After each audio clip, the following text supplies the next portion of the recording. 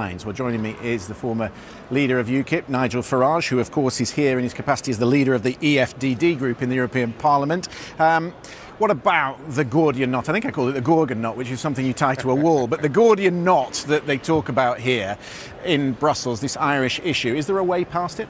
Oh, it's brilliant of them. You know, I mean, they put up the Irish question as a major problem.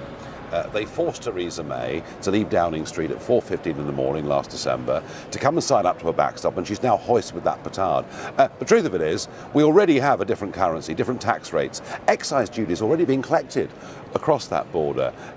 If we had a simple free trade deal, there would not be a problem of any kind at all. And I still believe the best way through all of this is to go for a Canada Plus style free trade deal, which I think answers nearly all of the questions. So you think the Prime Minister is the problem here? She stands in the way of the meat and potato deal, which is already on the table. I mean, they could sign that off pretty quickly. Yeah, I mean, she has put herself in a position where, firstly, she signed up to a backstop, which she must now regret bitterly. Secondly, a week ago, she wanted the whole of the UK to stay in a customs union until at least the end of 2021.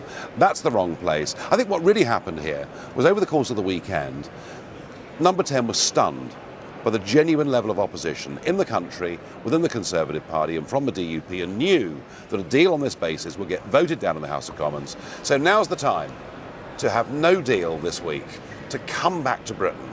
The front page of the Daily Mail says Theresa stands up for Britain. Everyone thinks she's marvellous. She comes back in a few weeks' time and then does a deal. I know you have ultimate faith in Brexit, but put yourself in her position in Number 10. The warnings she's had from business leaders about the risks of a no deal, the car manufacturing jobs which could go away. Would you really be prepared to walk away with no deal? All the same arguments. I'm a veteran, remember. All the same arguments I heard right here in this building 20 years ago. If Britain didn't join the euro, the car manufacturers would leave. If Britain didn't join the euro, the City of London would close down. It's the same big business warnings we've had over and over and over. And look, here's the real point. Brexit wasn't about projections of whether GDP was up or down by 2 or 3%. It was about whether we became an independent, self-governing nation. That is what Brexit was about. The people have spoken. The government needs to deliver. And if it doesn't, I think it's a pretty fair guesstimate to say that Brexit may have been an earth. There'll be more to come. Let's talk about that independence we are getting back. The FT is reporting today that the Trump administration has informed Congress it wants to get on with the deal, the trade deal, as quickly as Britain is ready.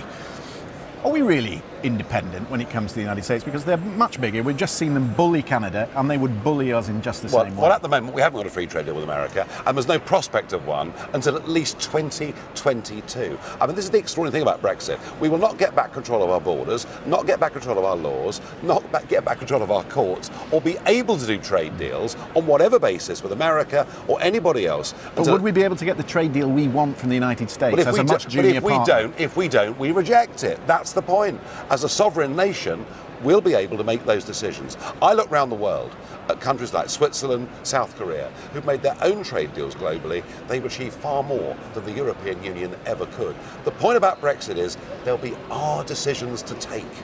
Nigel Farage, grateful for your time. Thank you.